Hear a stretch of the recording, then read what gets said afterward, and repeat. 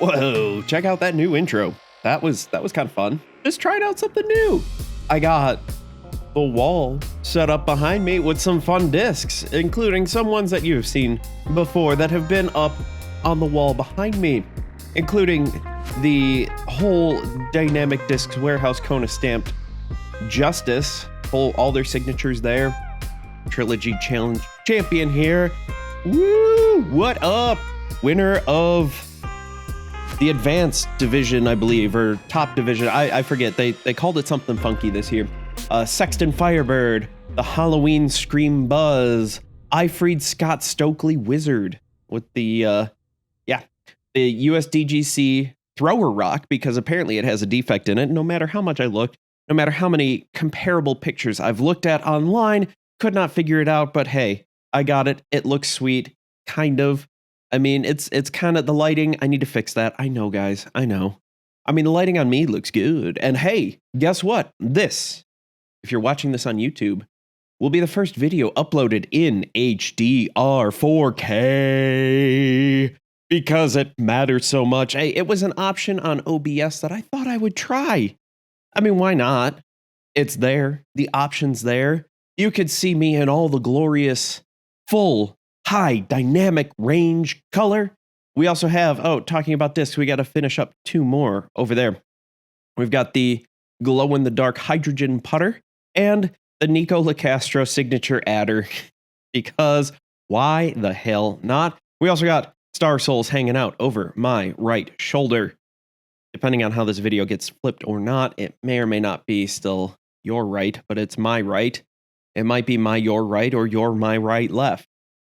Either way, here we are. Hopefully this uploads correctly. If not, I apologize for YouTube and their less than stellar implementation of HDR content on there, but hopefully this all works out. I'm looking at you, lovely audience, here. Now, before we get into it too much, we got to thank our sponsor, Log. What rolls downstairs alone or in pairs rolls over your neighbor's dog. What's great for a snack and it fits on your back? It's Log, Log, Log. It's big, it's heavy, it's wood. It's better than bad, it's good. Everyone wants a log. You're going to love it, Log. Come on and get your log from Blammo. There we go. We got our sponsor spot done. Working on some new sponsor spots for the upcoming season because the 2022 DGPT Elite Series, Majors, everything has concluded. It is all over. We're done. See you guys later. See you in February at the Las Vegas Challenge. Thanks for watching. I hope you all enjoyed. No, I'm kidding. I'm kidding, guys. I'm kidding. I kid. Hey. We had an exciting finish to the Disc Golf Pro Tour Championship at Nevin, which was a great course for the Disc Golf Pro Tour Championship. Not a great course for watching and spectating. To be fair, though, I do not put the blame on them. This was a last-minute thing. This was a last-minute course change, and I think the local club did a fantastic job. The course, it was great. It was awesome, but there's no way in the couple weeks that they had of notice, or at least that we knew that they have notice of. I'm assuming the best. I'll say at most they had 2 months notice. At most 2 months notice. In that short amount of time, now that does sound like a lot of time, but remember, all these people in the club are volunteers. They're not paid. Disc golf isn't their job. This isn't WR Jackson where you've got plenty of paid people on course there and well over a year to know to how to cut spectator lines in, to make things just look better and work better on camera at WR Jackson. At Nevin, they could. I'm sure, the city could throw a monkey wrench in it. So let's assume everybody is on board and they get the go ahead. They get all the permits they need. They get all the red tape, all the bureaucracy. It all breaks in their favor. And they're working with the government, and I hate to tell you, but probably not. Anyways, I believe that there is a phenomenal spectator course there. But as the way it is set up, as the way it was originally designed, with the property that they have, it is a great disc golf course. not a great spectator course or a great viewing experience. I mean, I was able to watch it for the most part, but there are times where you watch somebody tee off and you're following the disc and they switch to a catch cam and you're just like, where the hell is that? Or you have a little bit of trouble, and this was included with the announcers, having some troubles just like, that's a good shot. And they get up there, oh, that was not a good shot, or that was a bad shot. Oh, wow, that's perfect. They are perfectly lined up to hit the next gap. Or, there are plenty of tree kicks, which introduces some randomness into it, and that's fine. But I thought the trees in the fairway were fair. Haha, fairway. Wow. Funny how that works. There were clear, defined gaps. You want to get, up to the landing zone, you have to hit this gap over here. You want to get to that landing zone, you got to hit this gap on the left. You can go forehand to the left, you could go backhand to the right. Either way, and obviously it varies on holes. It changes hole to hole. But for the most part, very wooded course, except for hole 18, which we saw some excitement, which we'll get into in a moment here. But just continuing on the discussion with that. I thought it was fair. I didn't think, and I've played some courses, obviously nowhere near this level. Like the best course I have played, my most favorite course I've ever played was Delwood, Clash of the Canyons. That was portions of it were pretty wooded. The gaps, portions of it were pretty tight. If you played the correct OB, there were some really tight shots there. But never did it feel like the trees that were in the fairway felt unnecessary or just in the way, or it was a chuck and pray. And this is how Nevin felt. Obviously, this is kind of how the Pro Tour picked it. One of the reasons. Another obvious reason is proximity to USDGC. If you want the most amount of high-level pros to show up and the least amount of complaining, you were going to put it close to USDGC, and it was. But yeah, none of the trees. And we've all played those courses where you get out there and you're just like, yeah, I see the first gap I'm supposed to hit off of the tee, and it's a backhand hyzer.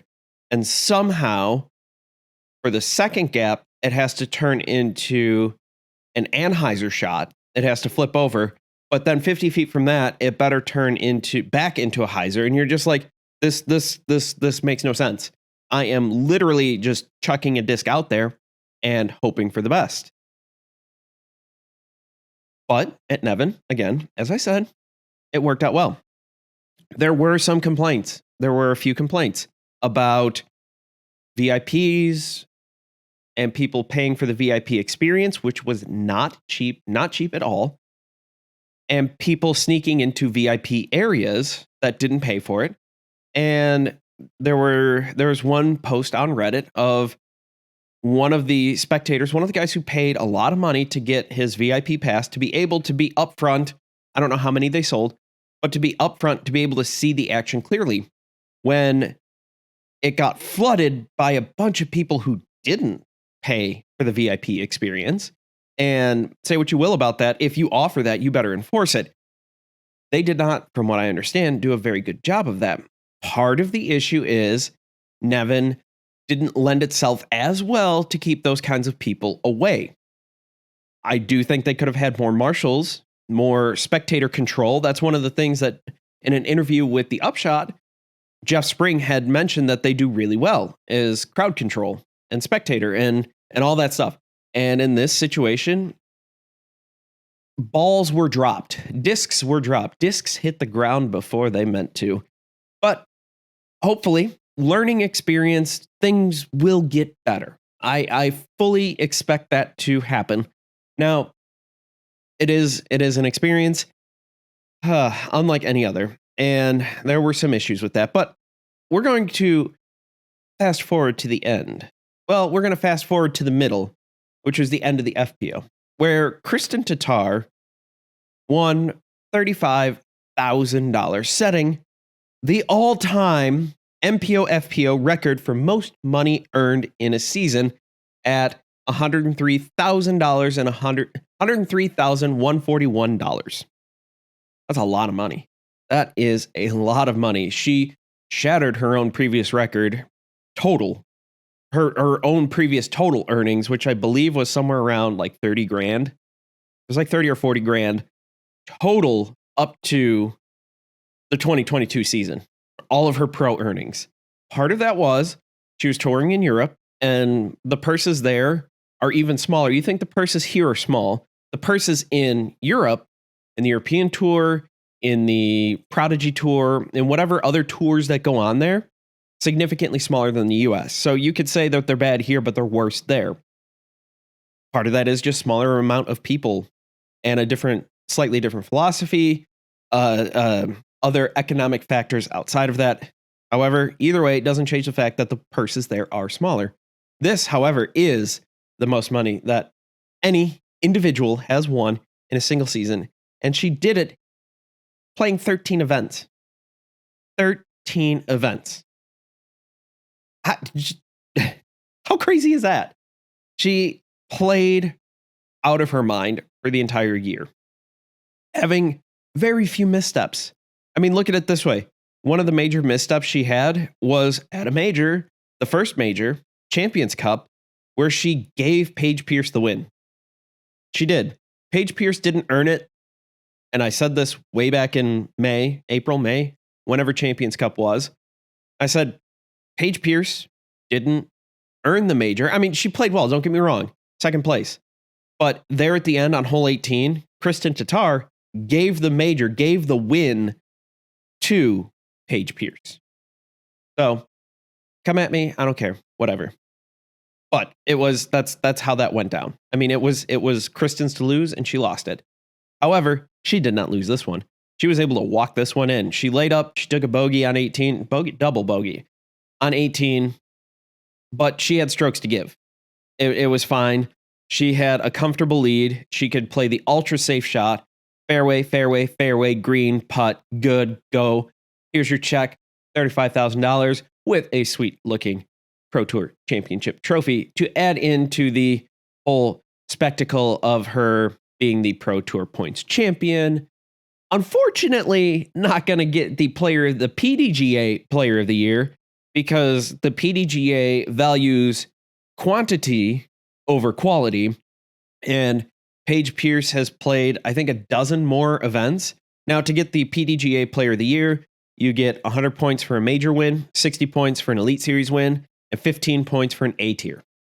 Paige Pierce has played a ton of events. She's played, I think, close to 30, roughly. And Kristin Tattar hasn't played that much.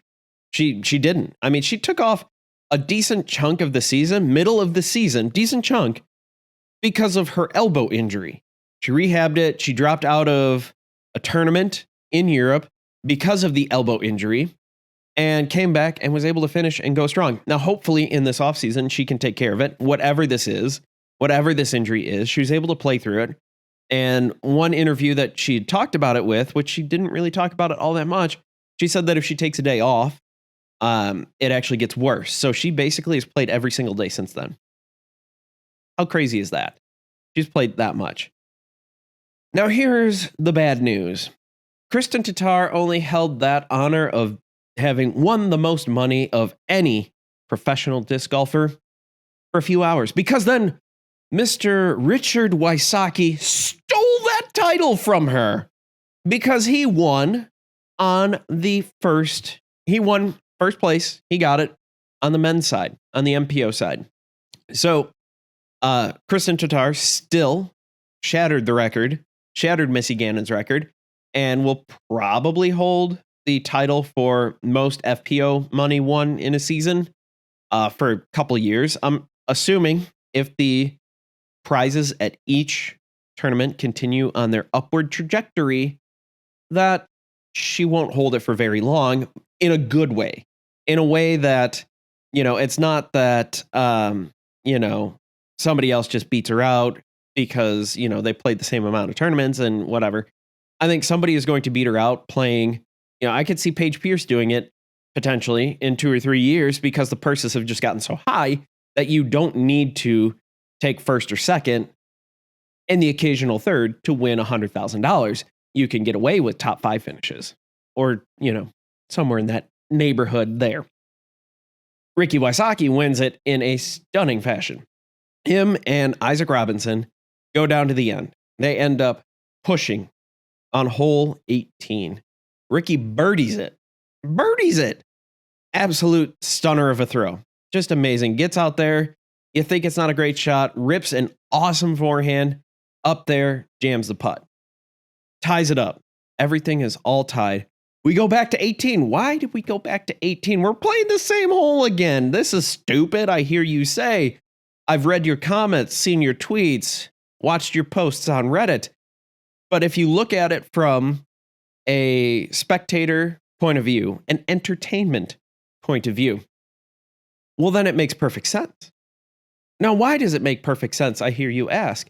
Well, that is because they wanted to be able to have all those spectators by the fairway. They wanted to have good camera coverage. They wanted to have all of that right there. And that was really the only open hole on the course. And it set up well. It was a very difficult course.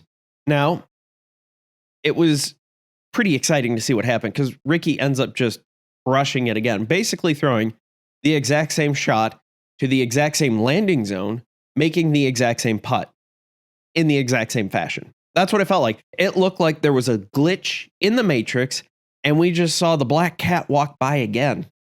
You know, it was his twin brother throwing the exact same shot. It was one Ricky Wysocki just jamming it in there. It was amazing. It was super exciting. I really, it like edge of your seat. I do like the format. I don't know what you guys think about the format. I think there could be some more tweaks that could be done. I think the final round can be 8 people, can be a chase and a lead card. Now, hear me out on this one. It is exciting for this.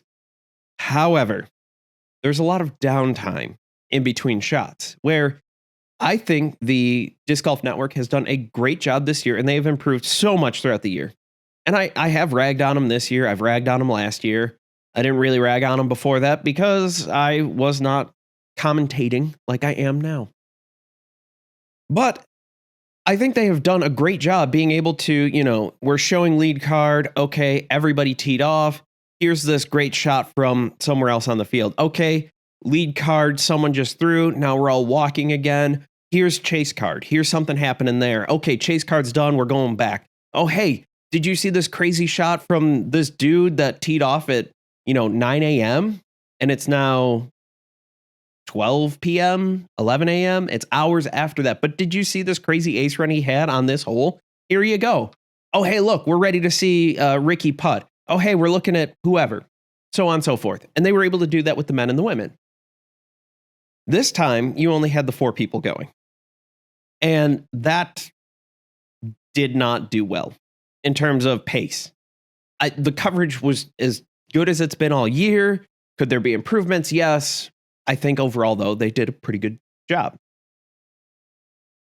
In this format, though, not so much. Not so much is my opinion. But going forward, I think that's something they can learn. And the Disc Golf Pro Tour and Disc Golf Network is not afraid to admit, or maybe not totally admit, but they're okay with throwing things out there and going, all right, we are going to change this up. I think moving to 2 cards for the final day will help this product. On top of that, you could get more people out there to watch because there's a higher likelihood of those top 8 people being the top 8 that people want to see. Or you get that Nathan Queen story. You get that Nathan Queen from last year in there and just like, look at the Cinderella run.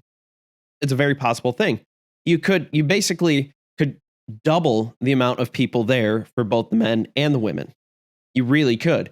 Instead of 32 people at the beginning, you can start with 64 and then whittle that down to the final 8, and the elite 8, because, it's different. I do like how you have your ability how it resets every time. So you can't build up this, you can't just pop off one day, shoot a 10 down where everybody else is shooting 3 down, and then just kind of ride that out. You can shoot that 10 down. That's great. Guess what? Tomorrow, everybody's tied at 0 again. Good job. You probably shot the hot round on the weekend. I mean, depending on the course. But you get what I'm saying. You pick it up when I'm putting down. I think that is one way where they could improve it. And again, outsider perspective, I don't run tournaments. I don't run tournaments nearly at that level. That's for sure. I don't, I'm not production guy, but I'm looking at it as an entertainment value. Purses could stay about the same. You could restructure things again a little bit. They would need a little bit more money, and maybe the winner again next year, instead of it jumping up again from 30 to 35, stays at 35, but you're paying out more people. You get 1 through 4 again, and then 5 through whatever gets however it was structured out before. Logistics, whatever it takes to get the people to show up. And speaking of whatever it takes to get the people show up, did you know there's big money skins going on right now? There's a play-in event at Eagles Crossing. And speaking of Eagle, guess who's showing up? Eagle McMahon. He skipped USDGC. He skipped the Pro Tour Championship. I think he would have moved to the play-in, just given the fact that he didn't play that much. I can't remember if he was going to start at the quarterfinals or the play-in. Either way, skipped it. Hey, I'm going to rehab. I'm going to come back in Vegas and just be lights out. I'm going to rehab. I'm going to come back stronger, better, faster, stronger than ever. I'm going to be awesome. Eagle McMahon of old. That guy was a scrub. I'm going to make him look like a scrub, is what Eagle McMahon said, not your host, Joe. And because there's no way. Even injured Eagle McMahon, I'm probably not going to beat. I mean, there might be a chance if he DNFs, but it's kind of a crap way to win if you really think about it. I won by default. He was third. He is first. It's Cal Naughton Jr.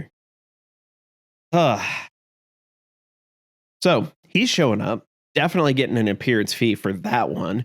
He has a chance to win $50,000. There's a ton of people playing today. It's going to get whittled down. It's basically a tournament where at the end there, the winner gets 50 grand plus whatever skins. It's interesting. I'd like to think I keep my finger on the pulse. I don't know if I just happen to tune out during all the Disc Golf Network commercials, if I happen to miss out on all the tweets, miss out on Reddit, miss out on Facebook and Instagram. Somehow, all of a sudden, they're like, oh yeah, big money skins. I heard about it like last week, and then kind of forgot about it because it was mentioned in passing.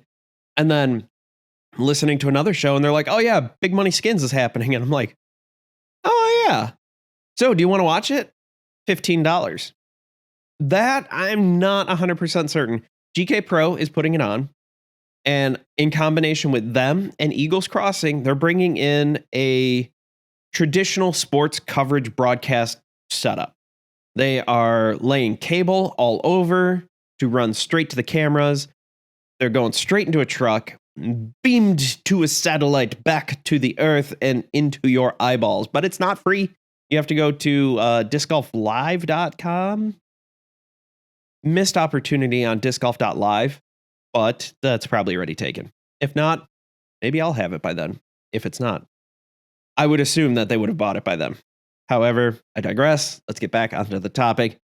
I think, so I see this going one of 3 ways. 1, absolutely amazing and blows Disc Golf Network out of the water, and everybody goes, why the hell am I paying for DGN? We got to get these guys on more often. Option number 2, dear Lord, what did I just watch? That was awful. It looked so pretty, and it was pretty awful. I mean, I don't know. Are these general sports people that just come in, do local college stuff, small time, AA baseball, G League or D League or whatever, basketball's whatever is called, is it that kind of stuff? Or do they know golf? Do they know professional stuff? Can they get it in? I'm not saying that the product will look bad. I'm saying visually it will be amazing. Visually, it will be probably some of the best stuff we will see all year. Third option. It's not going to be, oh my God, amazing, awesome. It's not going to be, oh my God, that was awful. What did I watch? Why did I pay $15? It's going to be, hey, they did this, this, and this good. And they did this, this, this, and this pretty bad. And these couple things somewhere in the middle. And I think Disc Golf Network is going to take notes and just go, hey, all right, so they did this, this, and this really well. Can we do that? Or can we do something similar to get us on that track. Because if we look at it, part of the issues that we have with video quality from Disc Golf Network is how they transmit the video. So it goes from the camera, compressed, through a cell phone tower, to the control room, over the internet, all compressed. They take it, they mix it, it gets compressed again through Vimeo and YouTube, depending on the day. Vimeo and or YouTube, I should say. And then it comes out. And video compression, if any of you have any idea, like without you, just take a video on your iPhone and then upload it to YouTube. And you will be astounded at you're like, wait, this is the same video I uploaded? Trust me, the level that I am trying to do here, in my very easy, I'm sitting still, I'm in a light controlled room, I'm just recording straight to a computer, versus what Disc Golf Network does. They do a great job. And because I pay them money, I want it to be even better all the time. YouTube is free.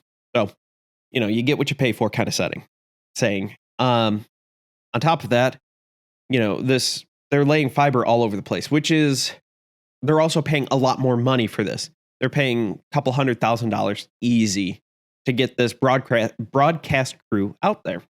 So it better be good. Disc Golf Network doesn't do that. For better or worse, you say what you will. That's how it's going. So, yes, it'll be rather interesting to see how this turns out, to see what we can learn and how Disc Golf Network can improve. I don't think that paying the $15 for one tournament is worth it, in my opinion. Now, you get a watch party together and you do, a couple people, 4 or 5 people, $3 a person.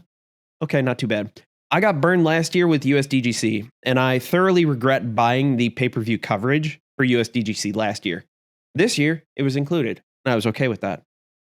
I was very okay with all of that. Now, this is up to you, but I don't see them making enough money off of this from the subscriptions to really make it worth it again. I don't know. You guys, you got to let me know what you think for that. That's kind of that, I think. I think that's where we're at. I think we're in a good place right now. I think those are all the topics that I wanted to cover here. But, oh, yeah. Forgot. The whole first round Sarah Hokom debacle. What happened there? Was it... Because Sarah Hokom had the tiebreaker, so all she had to do was make that putt. And she laid up. Maybe. Now, I've heard some pros talk that there are putts that they've thrown that end up looking like a fantastic layup, and they were totally a full send. I've done it myself. I've done it in tournaments where, I'm at, 40 feet, we'll say, and I'm, somewhere in that range. I don't know exactly, but I'm going there and I throw it and it ends up sliding perfect. It's a tap in putt. And everybody's like, wow, such a great layup, such a good play. And I'm sitting there going, that was a run. And it just kind of fell out of my hand. Now, is that what happened to Sarah Hokom? Maybe. She's human. She's a pro. Who knows? Honestly, she might not have known the score, to be completely honest.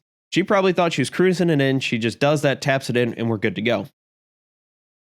But whether there was an error on the scoreboard, whether there was an error on UDisc, which we've seen that before. Things have changed. Look at what happened to Paul Macbeth and how the scores changed multiple times on a walk. And he's like, how am I doing? Do I need to run this putt? Do I need to hold off? What's the dealio? And now I'm kind of blaming UDisc, but I'm not blaming UDisc the app, because that updates really fast and really well. It's the volunteers that we got to do it that might put something in wrong. Now, I think they need to kind of update and standardize. Obviously, it's going to be rather difficult to have someone, you get these local volunteers that'll do it, and that's awesome. However, I think what they need to do to implement to help solve a lot of these issues is just go, Okay. Hole 1 is done. Paul Macbeth, I got you to 3. You got a 3? 3. Perfect. Ricky Wysocki, 3. Perfect. Gannon Burr, 2. 2. Perfect. Eagle, 3. You got a 4? Okay. 4. My bad. Whoops. Okay. Just call out the scores right at the end of the hole. Do it on your next walk. Do it while you're waiting on the tee box, and you could just go, just set that precedent. Just go, all right, as a UDisc volunteer, all of you are going to do this. And we're just going to set this at Las Vegas. We're going to start at LVC and just go, every UDisc volunteer, this is what you're going to do. This is it. And then that gets burned into the player's mind. And so at the end, Paul's walking away and he goes and he, says, yep, 4, throws you 4 fingers or whatever. Maybe he gives you 2 fingers. I don't know. Depends how the hole went. He might only just give you 2 fingers, regardless of how many strokes he actually took on the hole. That doesn't strike me as Paul. That might be a Nico thing. Whoa, hot take. I know. But he's coming back for Las Vegas. That's gonna be interesting. I can't wait to see what happens. I really hope he changed. But obviously being on 18 months probation, very short leash. Very, very short leash. So I hope that whatever mental strategies he's come up with are working for him. I hope that everything kind of goes there. I know we kind of meandered. We were in and out, up and down, under the bridge, over the bridge, water to the left of the bridge is OB. I don't know. Talked about a whole bunch of stuff here. But I think that does it for the show. So thank you all for watching. I appreciate all of you. I really do. Thank you for watching, listening all the way to the end there. If you did, hit that like button. If you got all the way to the end. If you didn't get all the way to the end, well, you're not hearing this anyway. But I still appreciate you no matter how much you watch, whether it's 10 seconds or the whole 33 minutes or so, give or take. So thank you all for watching. Remember, if you get a great tree kick, to thank Treesus, and if you get kicked deeper into the woods, well, you have to repent and reflect because you have transgressed against Treesus. Thank you all for watching, and as always, I've been Joe, you've been awesome, and I can't wait to see you all in the next video.